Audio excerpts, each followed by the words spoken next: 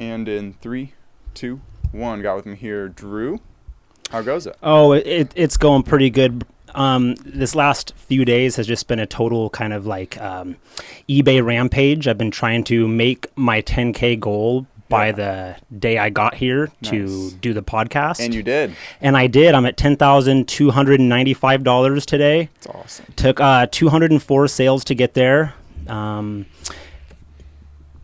Mainly just like Walmart, Dollar Tree items. I kind of utilized the garage sales this summer, even though there was only a few of them due to COVID. Nice.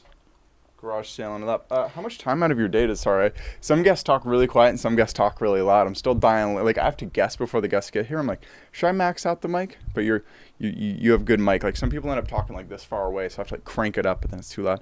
So way off tangent. But how much time in your day does it take it? Like to buy the items, post them, ship them, message people back and all that stuff? Well, so I would say it takes as much time as I want to put in it, you know. The easiest part is selling the item and shipping the item. The hardest part is like consistently buying items at an affordable enough price for me to profit after expenses and shipping. Yeah. And so, I mean, I'm pretty much constantly every single day I make my rounds to, Walmart, Ross, Home Depot, Lowe's, Best Buy. You go to every single one of these stores every day? Pretty Almost much every day? like at least twice a week. Holy cow. At least twice a week, yeah. Yeah. So like St. Vincent de Paul, for example, I know that they changed their color tag on Tuesdays. And so I'll go there Monday and scout out everything I want to buy in the morning because of their color rotation. Or same like with Home Depot, they're putting clearance items out there like once a week. And so over the course of 90 days, 214-ish sales, you made 10K. Yeah. 10K in sales. And then after, because I mean, so many people on like Instagram, Reddit, TikTok always post like 100K in sales. But it's like, really, that's not a really good metric. That's not a good metric. So profit-wise, I think only because I hit so many garage sales and my margins on garage sale items are just insane. Nice. I'm probably close to like 5.5K profit on this 10K, maybe 6K. Yeah.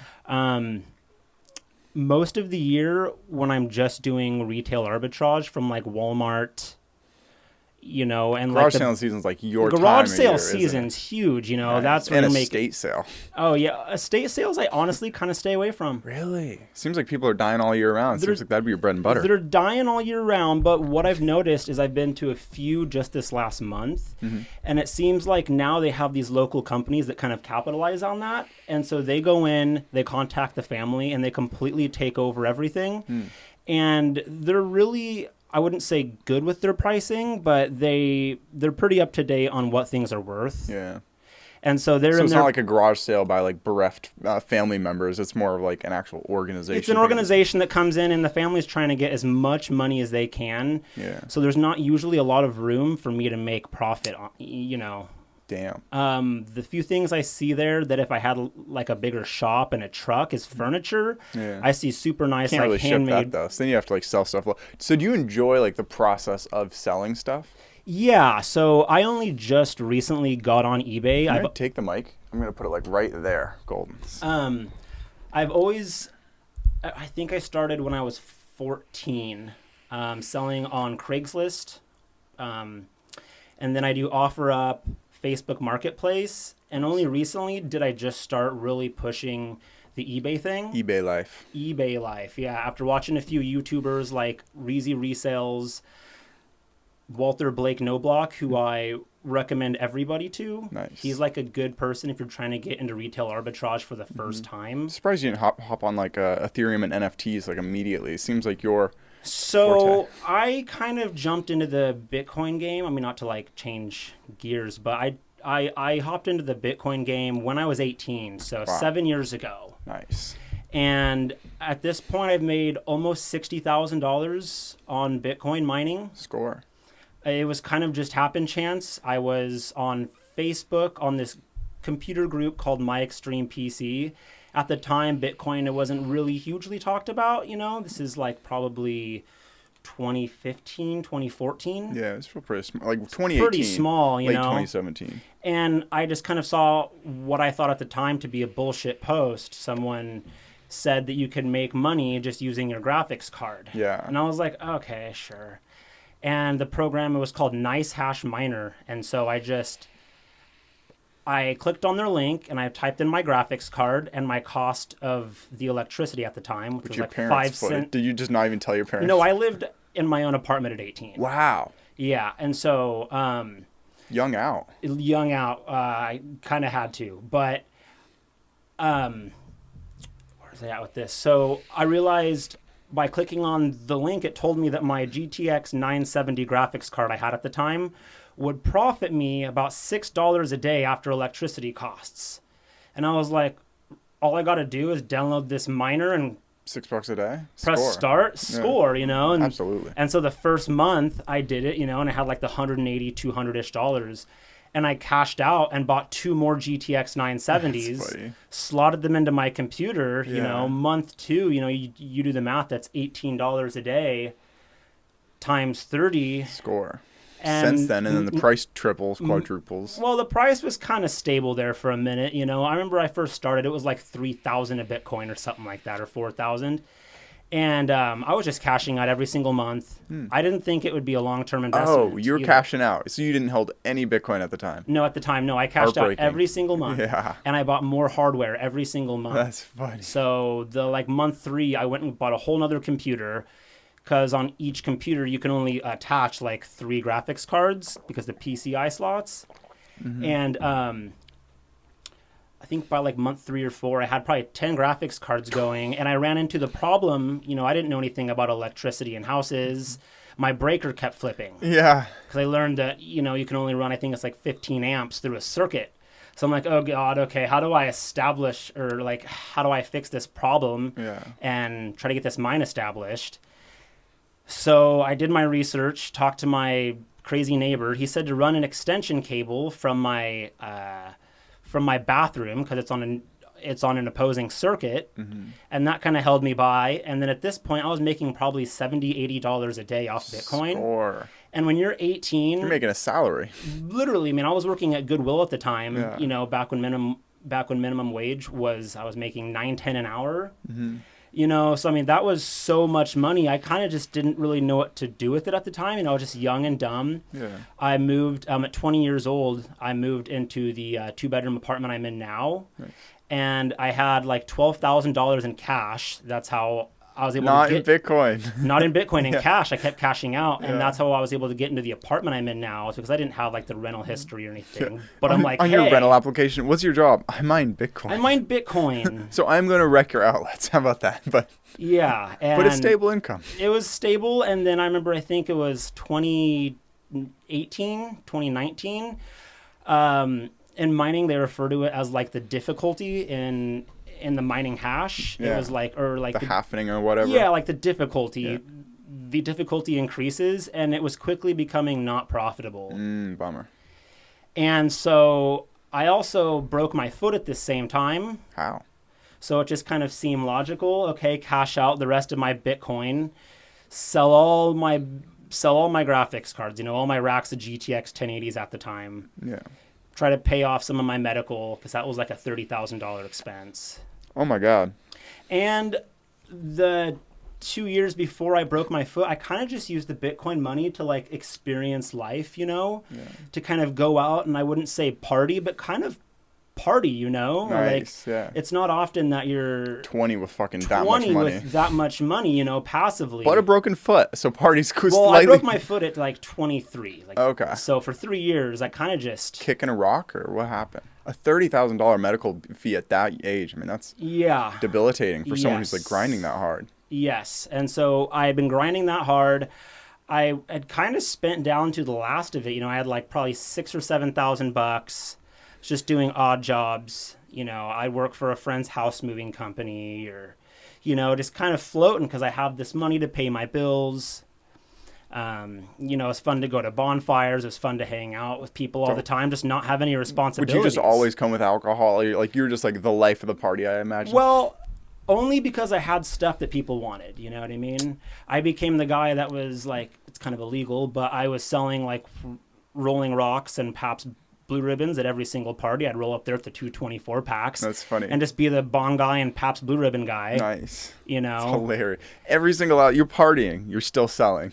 Yeah, So exactly. You must have really gravitated. It's because I told so many people, you're one of the only people who actually buy your own copy of The Greatest Salesman in the World. So it seems like you were like made for that book, where it's all about selling in every aspect of your life. Honestly, reading that, I honestly felt like it was like for me in an odd sense. I know it's not, but in an odd sense, I felt like it was kind of a lot of the answers I've been looking for, just even this last 6 months of trying to make a lot of really big, grand changes. Yeah.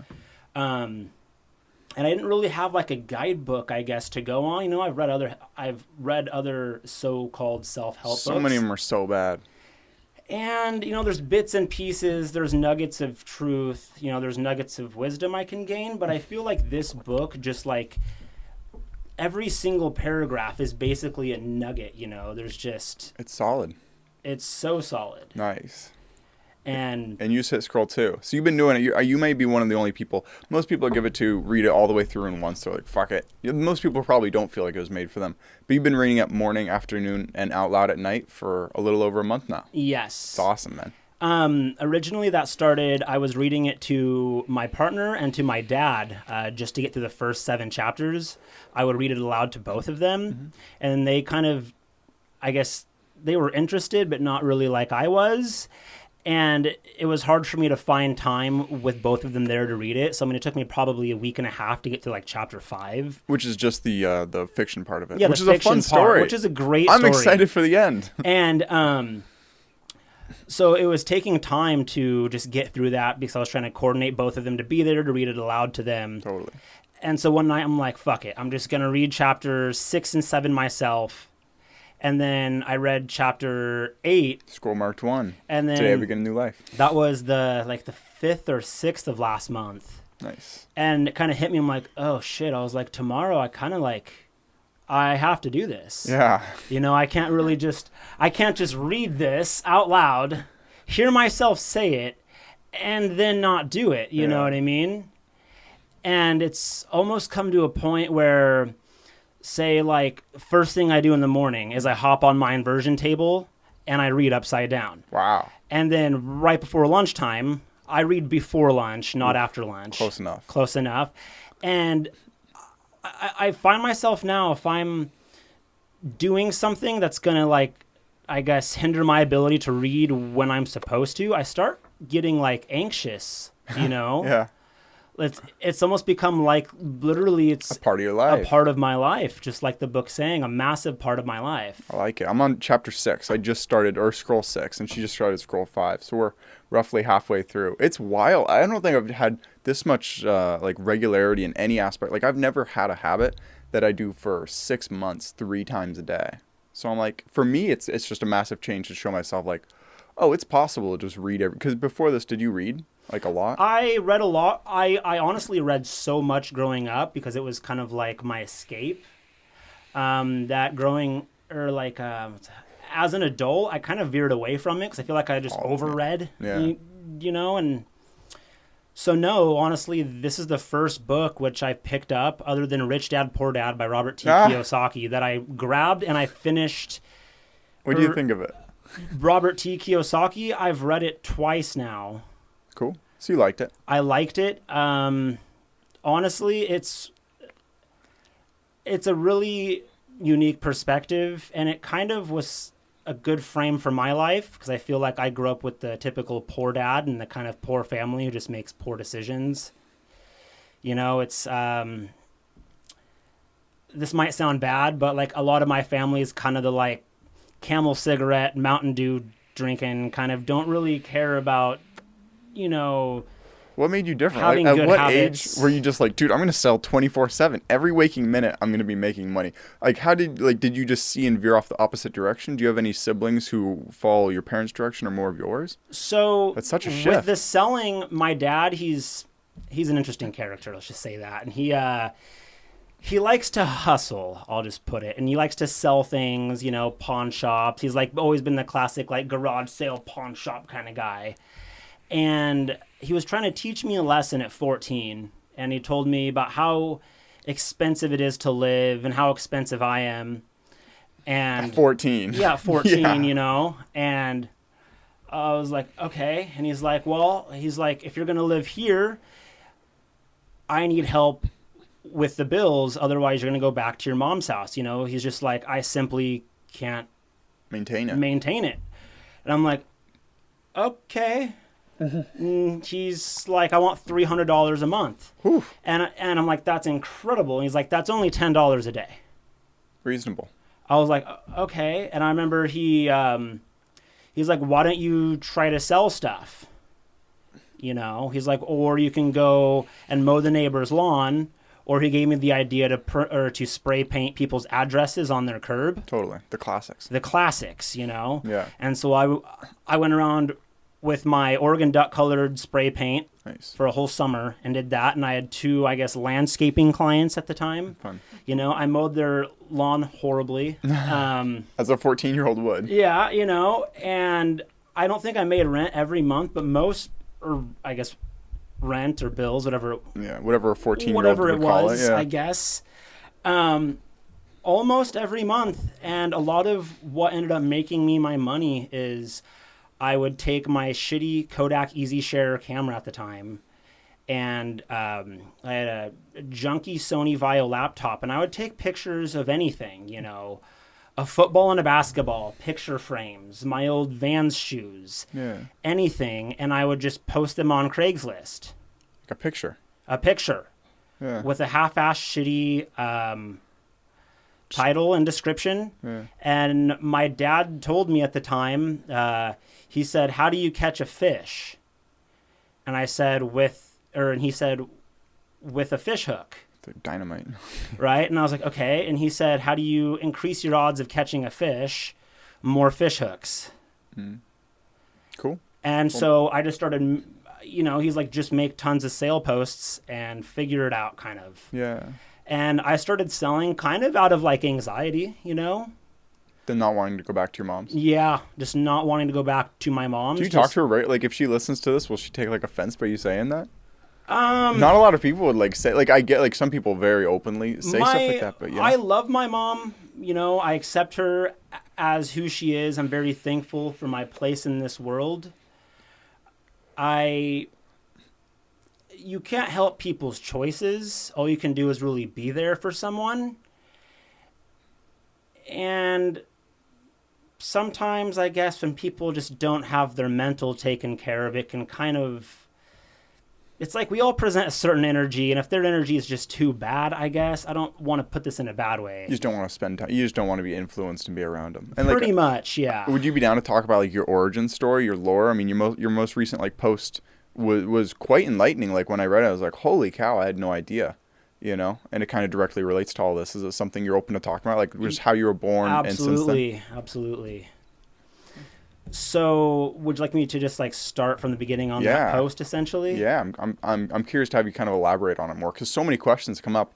I went to the comments. I'm like, do other people like have these? Like what, you know, what about this whole middle time and everything? Yeah. So, I guess starting off, you know, both my parents had addictions, currently still battle with them, and they were 2 young adults. You know, my mom, she was 19, running around partying, you know.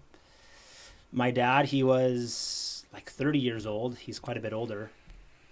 He had just got out of the military. He had a rough upbringing, and so he had his first kind of chunk of money. Mm-hmm. He was doing well in his business, and he was running around working hard full time and then really partying the other time, you know, not light partying either, I guess you could say. Okay.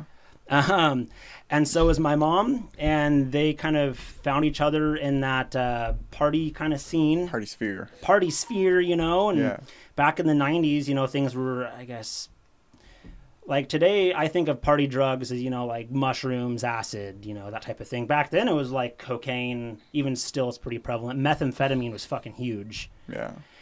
And so that was my parents', you know, kind of thing of choice back then. And I was created out of that, you know. Out of a party, basically. Yeah. But they've been together, kind of, like, I mean. No, so they split when I was, you know, before I was born. Oh, you wow. know? So it was literally So like during the two pregnancy, crossing ships. Yeah, 2 crossing ships, yeah. And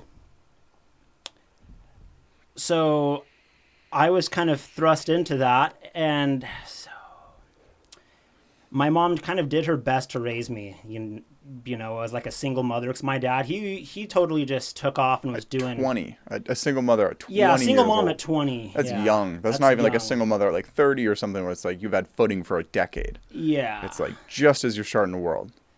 yeah. My dad, he would come around, you know, but it was more like he'd come around, you know, like Christmases, birthdays, big events, times when he could like kind of make a memory, I guess. Interesting, yeah. And I guess, you know, and Busy guy. yes. Like, I'm going to make the most impactful memories as I can. Well, it worked because you have a friendship Yeah. with him. Like some people would be like really resentful and be like, oh, you weren't there, but I've had to get over that, you know, with kind of both my parents, because that'll kind of just hold you back, I found. It'll really hold you back. it's wild. Most people are 50 still holding grudges. So that's wild that you're 25. Like, no, you just got to get over stuff like My that. mom, she met my stepfather, who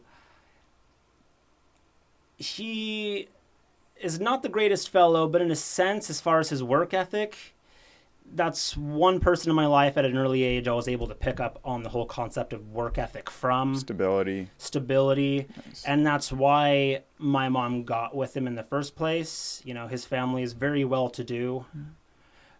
So, you know, it's a big jump going from a 2-bedroom apartment in Thurston, Oregon to a 3-bedroom house out on River Road that's paid off, you know, and Absolutely. and 2 brand new Toyotas, you know. Wow. So it's a big change.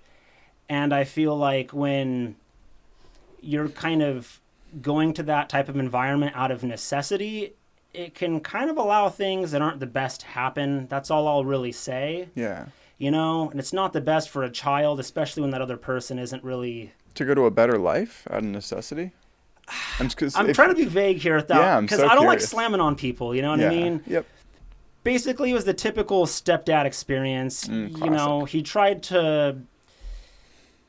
tried to be there for me in the beginning as much as possible, but then it was kind of clear he just like wanted nothing to do with me, you know? So they kind of pushed me off to family members. Like every year or two, I'd be staying with an aunt or my grandmother or my uncle.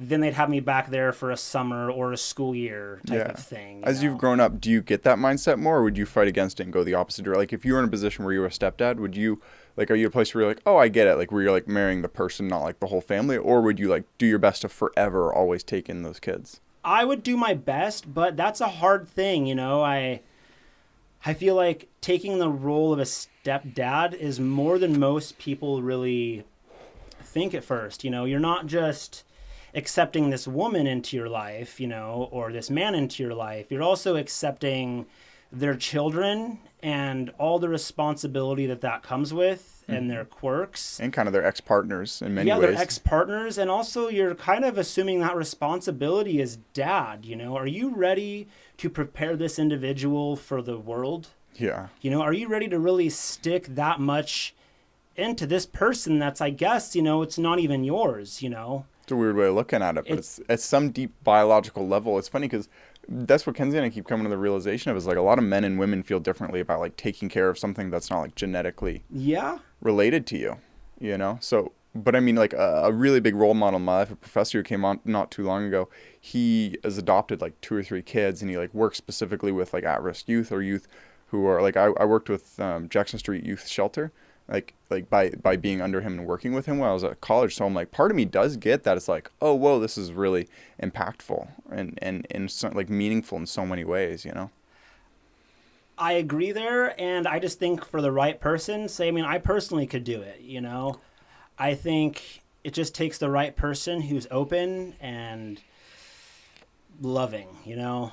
And Shots called. Anyone who wouldn't do it's not open and loving. Yeah. like, I mean, I thank my stepdad because he provided me for a while, you know, with a different life. You know, you don't really know that you want more until you experience it. And Good point. it's odd growing up I really resented my stepdad because he treated me differently than my siblings. Which were his kids. Which were his kids and my mom's. But I was really thankful for like his father, who I consider my grandfather. His name was Remigio, and my uncle Dan, and they were my biggest role models growing up, in my family that's full of, I mean, just to put it blatantly, drug addicts. Not role models. Not role models. To put it lightly, drug addicts, to put it plainly. Just drug addicts, It's interesting, I remember being, I think, probably 7 or 8 years old, and he came over and invited me over for the weekend, and I go over to his house, and it's full of paintings and wood carvings, and it's all stuff that he had done, It was, I had never really seen that in my life, someone that's really into the arts, into creating things. When you're worrying about food and stuff like that, you don't really have time to be like, I'm going to create something. A leather belt. Yeah, I'm gonna woodwork. Because woodworking's so expensive and takes so long. Like, you have to be pretty well off before you even venture down that, And so it was just kind of a different outlook. And also it struck me as totally contrasting to how I was raised. Because in my family, everyone's, about excuses. I'm not going to get enough welfare this month, or some injury or whatnot. And I look at this man, who's one of my greatest influences growing up, and he's a firstborn immigrant, Wow. He's like a first-generation immigrant. How did he make it, out of curiosity? So he came here. He won the lottery. He came here, I think, when he was like young child, like 6 or 7, and they worked in the fields. And I remember him telling me stories of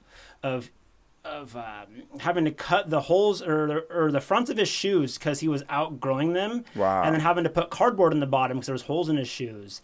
And his whole family like that, I think, had 14 siblings. So huge family. And he ended up making his millions in the timber industry. Interesting. Yes. And so I guess he was an extra role model because he had an upbringing that was more similar to yours. Like, he wasn't just someone who's always had it. Always had it. Yeah. I mean, he came from absolutely nothing, and did he talk to you in that way where he was like, hey, I understand like where you're at in life. I was also kind of there when I was your age. He was kind of a more quiet person. He was really instructive, or like instructional, he gave a lot of instruction. He was really quiet and stoic and usually focused on what he was doing, Here's how you start a timber company. Well, I mean, like that's such a big jump. Like, how would you even get into, I'm going to be in the lumber industry? Cutting trees. Cutting trees. And you know what I mean? Your own bit. Like, so would your next step be like, you have other people go buy the stuff and you just post it and sell? Like, are you looking at your future in that same way? Like, how do you get started in a larger, like a multi-million-dollar how do I get empire. from local to global is kind of what you're saying. Yeah, or local and a more cap. I mean, what percent of market share of even being local could you have and become a millionaire? It's like still pretty low. Like, I don't even know if you need global. Maybe with selling stuff, you totally do. Is that just the direction? Because I just don't sell stuff. Like, you've offered to like show me and teach me, which has been very kind. I just haven't had the time. But it's an interesting thing where I'm like, everything I'm probably going to do for my foreseeable future will remain local. But probably once you start selling stuff, you do just go global. I sell locally and globally, I guess just because convenience, it's the easiest way to sell something, If it's electronics, I sell it globally because there's a mass audience. If it's a bigger item, like I just sold a dog kennel, I'll sell that locally. Yeah. Shipping is a bitch. Shipping is a bitch, yeah. On really big items, if it's smaller than a basketball, it's not bad. But I guess to revert back to your question about like... we were talking about how he made it big in the timber industry. Yeah. I guess he came to like operate, like owner operator of it, and sold it. And gosh, sorry not to go on like a tangent here. No, I'm curious. I mean, the second you become the owner operator of a company, yeah, sell it, liquidate it, and just take all the money out of it. I don't really know the full story of like when he retired. I know that he retired in like his 50s. Score. You know what I mean? He retired pretty young. Do you have a goal age of when to retire? Like, I know someone who's like, I'm going to retire at 30 or at 35. This point, I don't think I ever want to retire from one thing. Or like from everything. From everything, yeah. From everything. You do want to retire from one thing. Yeah, from one thing, like... But you'll always be selling. I'll always be doing something, I really like sales because it gets... It's like that hit of dopamine, you know what I mean? It's like when you hear that ding ding in your pocket and it's eBay and it's money. A completed sold listing, Yeah. You're in the old folks' home, like selling Viagra and condoms. Viagra, like you're condoms, right? For the rest of your life, you will be selling Denture something. cream. Denture cream. Dentures as a whole, like fake teeth. That's really cool. I mean, if anything, do you like? Does it keep you awake at like I own crypto or like stuff that doesn't sleep, quote unquote? And I notice like sometimes it's like 1 a.m. and I'm like, well, right before I go to bed I'll check, and then it's like, there's something about accessing something that could always change and have money or that dopamine hit that's not really good for my personal mental health. Do you like not get affected by that or what? So I think moderation just with your cell phone in general is kind of an important thing. Yeah. I do this thing every single day where I turn my phone off. Wow. Turn my phone off. For how much of the day? 2 hours. For 2 minutes. 2 hours. No, I just reset it. Just 2 hours, and I use the timer on my microwave. You know what I mean? And I turn it off. Otherwise, I'll just find myself just right back there, just checking emails. I mean, there's a million reasons why. Million. And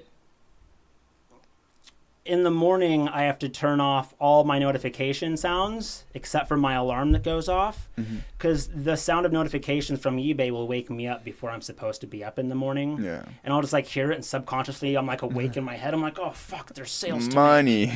make. Yeah. So I really have to just find ways to turn it off and to know when it's time to look at sales. Like right now it's not time to pack stuff, it's not time to look at sales, there's time for that later. Yeah. I'll focus on that when it's time to do it. And so combining all the aspects of your life, like selling stuff and the fact that you did mine Bitcoin at one point, I'm so surprised that you would never go to a place like selling digital golds or digital goods that like multiply really easily. Like it's not like your every single sale you have to like package something up by, like it's just so much more replicable. That I would like to move towards. Same thing with like Amazon FBA. That's where you take your products, and instead of mailing out each individual product, you put it all in a box and you send it all out, and it's in their warehouse. Yeah. It's just, for me, I started from, like I told you, just doing very half-ass Craigslist sales with my Kodak Easy Share. I've not gone to school for this. And it's been, at least half my income. Is there a school for this? Is there a school for eBay selling? I was told there's like entrepreneur school now. Yeah. So, they're worthless. I went to one. Yeah, there's workshops and things they sell online. I'm just kind of figuring it out as I go. I like it. And it's just getting consistent on the eBay and developing a system for each thing. I'm just trying to develop a system like for the eBay and to get that streamlined and autonomous before I move into other things. Because it's like with eBay, I have to package each and every item. Yeah. But it's lower fees. And one thing I've been utilizing as of recently is just hiring your friends and neighbors to pack up all your stuff and do the dirty work. Really? People are up for that? Who doesn't want to get paid, $13 or $14 an hour to sit and listen to reggae music and put tape on boxes? Good point. So you're packing up that many boxes at a time. So like you don't do like 5 sales a day. You sell at the end of the day. You like wait till like a dozen or 2 dozen come in. Yeah, and so I always put like 4-day handling time on my stuff, and so I'll just wait, a couple days until I have like 35 things to ship, and then I'll tell my friend, I'm like, hey, I have all these things that need shipped. Usually I'll just put a flat price out there. I'm like, hey, $20, can you come pack all this stuff? Cool. And they come over, they get it done. At this point, even listing stuff for sale is become kind of an autonomous thing, Nice. Most of the stuff I sell, anybody can take out their eBay app and their barcode scanner, scan an item, you click completed sales, and you see what the item is sold for. Yeah. Say like today, I sold some Dragon Ball Z flip-flops from Walmart, right? And I was at Walmart, and I scanned the item, and it said that in the last week, several have sold for $27.99 plus 10 shipping. Wow. Okay. And they're sitting at Walmart for how much? For $10. Nice. And the reason that's scalable, so if I just take those products home, I can have a friend do the same thing. He scans that barcode. Yeah. He snaps a picture of it. And on the ad that you search for, say the Dragon Ball Z flip-flop listing on eBay, you click sell one like this, and it fills out all the information for you. But how could it be like passive? Because if you're having friends do it, the friends have got to see it and be like, oh, why don't I just do this for myself? Why? Because buying is the hard part. Going to the stores and doing the footwork. Doing the footwork and being able to I guess, identify products that you'd be able to make margins on. Yeah. Most people aren't walking around Walmart going, that pair of Dragon Ball Z flip-flops, Yeah, I I bet wouldn't. that's worth money, you know? Or Yeah. like, Do you get stuck with a bunch of items that don't sell? Like, do you just have like a warehouse of shit that you bought and you're like for probably from your earlier days before you had a good eye for it? And if so, do you just try to liquidate it somewhere? Like once a year, do you just like garage sale your own? There's 40 pairs I of would Dragon say Ball Z like once every flip-flops. like 6 months. Yeah. And I do that. And with the way I price things really low. I pay for advertising because it's cheap. And I'm selective with the things I buy. You know, if I search up, say I've been selling a lot of charcoal toothpaste. Yeah. If I look up one brand of charcoal toothpaste and I see that only one is sold in the last 2 months, Yeah. I can kind of assume that my return on investment time is going to be like really poor. Like that'll probably take me forever to rotate through that. Yeah. So I shouldn't buy a bunch, you know. It's like I was buying some random caps for like a lawnmower at Home Depot. Yeah. You know what I mean? So you're like literally the most random things you can imagine. The most random shit ever. Yeah. You know what I mean? Do you watch other people do that? It's funny. Back Yeah. when I lived up at OSU, there's like YouTube channels of people who like drive around at different places. Yes. And so I really like Reezy Resales, Bonafide Hustler, and Walter Blake No Block. I started watching them in high school. Nice. But as far as just like holding on to items, I think you have to be quick to get rid of things. Just clog you up. Because life's a treasure hunt, man. I mean, like, I honestly have the problem now of accumulating things too fast. I bet if you're shopping twice a day at all those stores, you or know, twice a week. I'm just constantly on the go, constantly, just checking into thrift stores, Yeah. to mom and pop shops. Is it weird seeing your net worth go like up, but then you spend all this stuff and like so much of your worth is in like, well, do you judge this how much have you spent on items that you have like cataloged away in your garage or a different room, or like do you say like if I sell all these, like your net worth seems very kind of ethereal then on any given day. Yeah, so because it's Not that it's a metric you should live your life by, but it's No. interesting to keep track of, you know? It is. So, like, thinking that I only have, you know, $8,000 of liquid cash, but I have probably 20, 30,000 in inventory, you know, it's kind of a weird feeling. But at the same time, would I rather have that $20,000, $30,000 in cash Yeah. Because then it's just sitting there. or just sitting there? And better yet, the price I spent on that inventory, sure, it's probably $20,000, $30,000 in inventory, but I probably only spent, you know, 10,000 on it. Yeah. So would I rather have that 10,000 or that 20, 30,000 in potential sales? That's how I felt after a while. For a while, I was just storing cash literally in cash. Because I was like, I felt that like during early COVID, I was like, well, why would I trust the bank? Like some of the branches that I use are closing. I'm like, this is sus. So then after a while of just having it in cash, I'm like, oh, this is just wasted. This is wasted. Yeah, it's like I tell people. So like one of my big sellers on eBay, not to give away secrets, okay, is VCRs. Still? VCRs, oh, and especially the combo players. Yeah. Okay. And it's like I tell people, would I rather have $1,000 sitting in my closet for 2 years or $1,000 in VCRs sitting in my closet? And I would much rather have the $1,000 in VCRs, hands down. Because after 2 years, that $1,000 in cash, I'm not going to be able to pay as much rent with it. Yeah. But I'll be able to sell those VCRs in 2 years for more than I sold them today. Wild. So isn't there like have you heard of that thing how VCR or the tapes only last like 15, 20 years? How like we're running up to a date where none of the tapes will play anymore because they're all just kind of degrading because they were all made 25 years ago? I did not know that. That's kind of a trip. Worth looking up. But same with like Blu-ray discs. Like there's certain amounts of like physical media that they stopped producing so long ago. Like vinyls will be good forever, but like so many of these other things that slowly degrade, like a 20-year lifespan seems like, oh, this will be around forever. But we're in 2022 and they stopped making a lot of these like 15 years ago, you know? I didn't know that, and that's kind of interesting to think about and makes totally sense, or it just makes so much sense. I think regularly about like, so I'll be at a garage sale and I'll find this big box of like the recordable VHS tapes, you know, and I'm like, wonder how many of these actually exist out there, you know? Yeah, big time. Big time, or it's with any of that weird vintage stuff. I'm like, how much of this actually exists?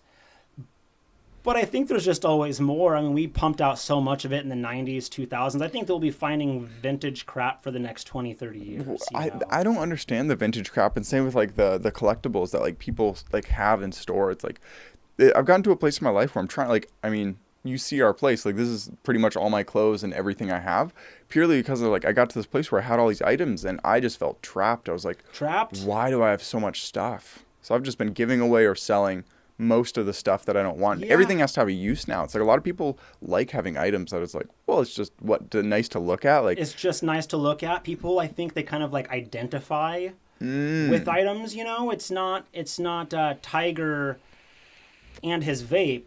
It's Tiger with the vape. That's what I don't want to. It's funny. As soon as you were talking about addicts earlier, as Ken's in, I chief on nicotine here. Nicotine's a tricky one. Or just like a hat, for example. You know, it's not Tiger owns a hat. It's Tiger with a hat. You know, you kind of identify with your items. Yeah. Nostalgia is a big thing for a lot of people. I'm a tapestry guy. Actually, associate with too. all the time. You really? All over my apartment. It looks like everyone says it's like a 1960s like flashback. That's funny. Everyone calls me the Even opium on my den. ceiling, I have 4 in my living room on my ceiling. Wow, you might be one of the only other people I've ever met. It's so much nicer and more comfortable. I can't stand blank walls. And I don't like the small pictures everywhere because it's too cluttery. Yeah, and you feel like you're going to bump it. Like, there's something about having stuff on walls. Especially, why do people put shit on halls and hallways? And then, like, 2 people are going by, you're like, we're going to bump something I have off. a tapestry there, and that's it. I don't like all the pictures. And I think, you know, the minimalism, back to selling, it's like I have kind of 2 contrasting worlds. I have my cluttered office full of shit, you know. I just have the big, giant warehouse shelves all the way to the ceiling.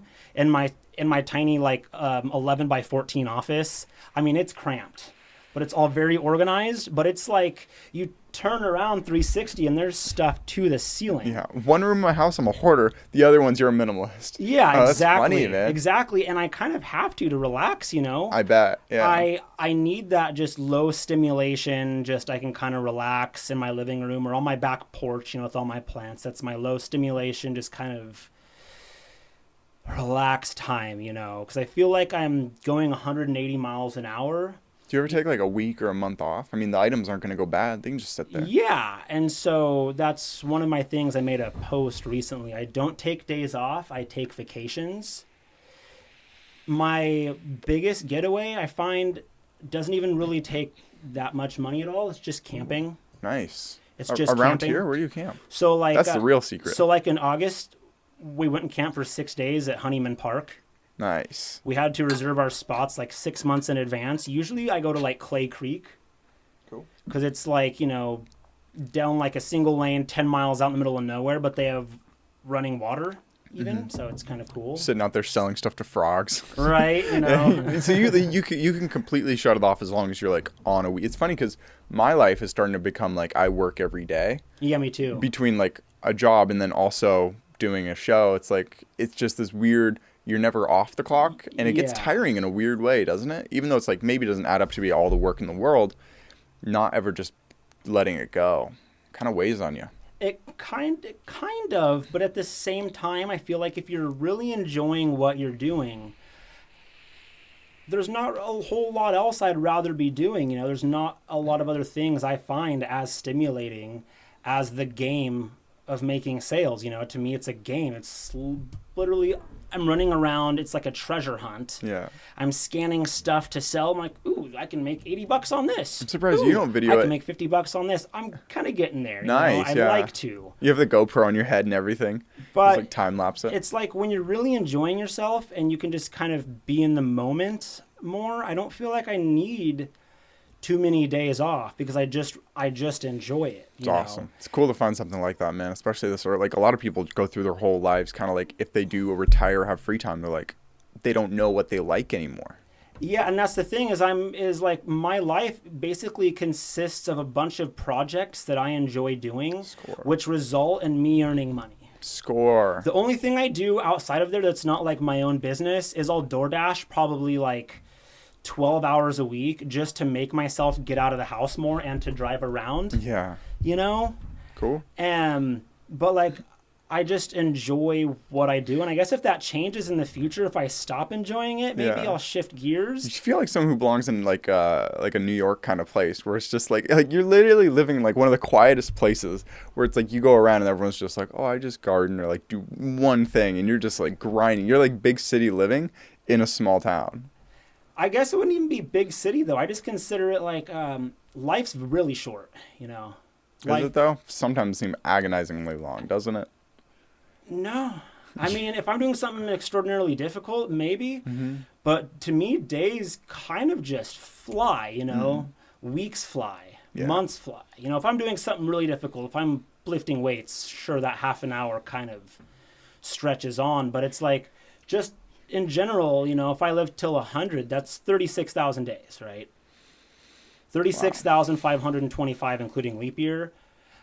And But who's doing the math? who's doing the math, right? Yeah. You know, and I've And you're already, a quarter into that. It's funny Yeah, part I'm a about being quarter into 25. that. You're literally a quarter in. and it's like when am I not gonna want to learn something new? It's like this summer I took up wire wrapping and paracord bracelet making Cool. just because I wanted to learn something else. You know, I just get bored, I guess, sticking to one thing for too long. Do you have like prescription Adderall? How do you have all this energy? Because like unless I was literally on something like an immense amount of caffeine or some sort of amphetamine or like thing that to give me energy, like I'll have this much energy one day out of the week. You seem to perpetually have energy to do something all day every day. Purely loving it's where you get your energy. No. I would say that getting my energy is a lot of effort. Actually, it's eating really wholesome. I take, I guess you could call them nootropics or vitamins. Ooh, what do you take? I take ginseng, ginkgo. I take lots of like B complex and liquid. I take, gosh, My Instagram story right now is a picture of a ginseng thing where it's like, does anyone else take this? Because I'm really like, I've bought way too many of them. And I don't really take them that often because I'm like, some people say they feel like caffeine. yeah, it does. It feels like Does. caffeine to me. Nice. Same with ginseng and ginkgo together. They kind of give me that like stimulant effect almost. Yeah. A lot of it's healthy eating. For the last 6 years, I ate only plant-based, and only as of recently, I just started reintroducing chicken and salmon into my diet. What started the plant-based for 6 years? Having IBS and just having the shits all the time. Yeah. You know, just having like poor digestion and. So you were like McDonald's, like non. I wasn't like meat eater? McDonald's, but it was, you know, like Hamburger Helper, you know, just tons of like rice-based stir fries and nonsense from the store, you know. Yeah. Basically how I was raised, you know. Having a consistent diet and also like forcing myself to go to bed every night Yeah. is huge. Yeah. And also working out's a really big one, you know, because it's like if you make yourself just for a little while work at 200 miles an hour, 180 is going to seem slower. 180 is going to seem slower, you Yeah. know. And part of it is just, I guess, almost like fear and anxiety. Yeah. You know, it's like fear and anxiety because it's like I make these commitments, these promises to people. I make these bold statements, Fun. and the worst thing in life, I think, is doing that and then not following through. You know, I can't be the guy on Facebook who's talking about eating healthy and making these big life changes, and then behind the scenes, you know, I'm eating McDonald's. Yeah. And just doing those things consistently, eating healthy, I guess taking vitamins. Yeah. You know, just kind of the old thing they tell you. Yeah. You know, if you want a list of nootropics to take, just Google nootropics to take for energy. Did you start taking them all at once? And if so, how do you know like which ones worked? Or like have you slowly started accumulating ones? So I have a huge medicine cabinet, and I try to not take any more than like 6 pills a day. Oh, so you just rotate through them. I just kind of rotate through Smart. them. And I feel like it's just kind of like a little added boost. It's like when you're playing Super Mario and you like eat that kind of mushroom. And, Yeah. I dig it, man. you know, it's just staying consistent and really having a goal in mind, Yeah. you know? How much do you sleep at night? Are you someone who like doesn't sleep much because you just have like all this thoughts and energy and want to do things? So if I don't sleep, I'm just an asshole. Mm-hmm. Class. I'm just an asshole. It's kind of weird because it's like that cognitive dissonance of like, I could stay up for 2 more hours and I could post like 25 things for sale. Yeah. Or I could like just go to bed and I could probably actually post those 25 things in only 1 hour in the morning because I'm fresh. Mm-hmm. You know, it's kind of having that mindset of I could stay up to do more, but really I could go to bed early and do more efficiently. You might be the healthiest mindset and everything person I know, man. Like, I mean, for example, we stayed up. We have such a horror. Like, we're up till 3 a.m. Last night, I slept 14 hours. It's great. Just because, well, kind of. I still feel tired because, like, a couple nights of, like, 5 or 6 hours of sleep. And, like, I know people who only sleep, like, 4 hours a night. I'm like, how do you do this? I would have figured you'd be one of those people. I was that person for a while, and I just noticed kind of feeling just like starting my day with an empty battery, you know. I wasn't really sharp. I wasn't alert. I was just kind of autopiloting more. Yeah.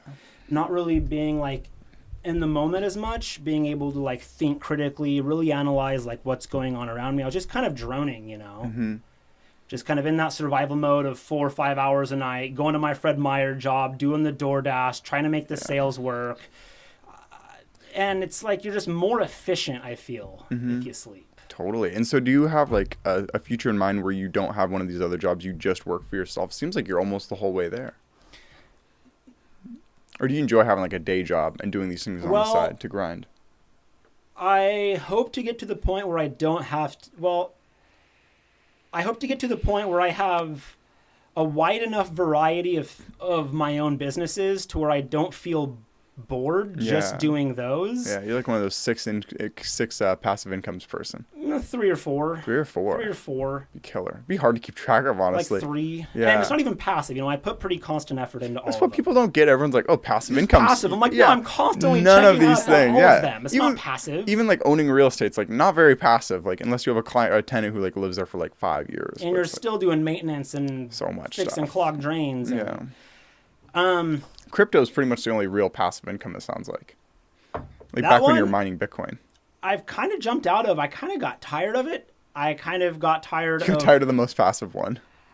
I got tired of the ups and downs and the swings of it. There's this interesting thing. It's either called alpha or gamma. I forget the word in investing. It's basically if you invest $1,000 into a company, right? Mm-hmm. And say it takes 6 months for that company's value to double, so you'd make $1,000 profit. Mm-hmm. Are you better off just taking that $1,000 and going and hustling with it? Yeah. And getting more of a return that way? And I think if you could double your money in 6 months, I think that would be like the most. That'd be unbelievable. Because imagine if you had $100,000 that you were investing it with. That'd be $100,000 in 6 months. That's assuming you have that much to begin with, and most people, I feel, totally don't. Yeah, you know? They don't. Like in my position, it's like now, sure, I could go invest like all my money into Bitcoin, all my liquid cash into Bitcoin, or most of it, $6,000, right? And say it's the price today is $46,000, right? Yeah. So say in 2 years it doubles in price, optimistically. Okay? Yeah. 2 years. That $6,000 will turn into 12. Yeah.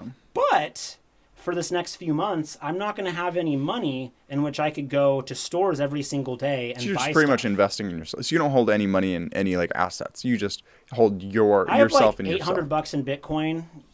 You know, at this point, I sold all my stocks right before everything crashed back in like February. Because of COVID, or did you just get lucky on the timing? I kind of got lucky just following Reddit and Facebook groups. Everyone's like sell, sell, sell.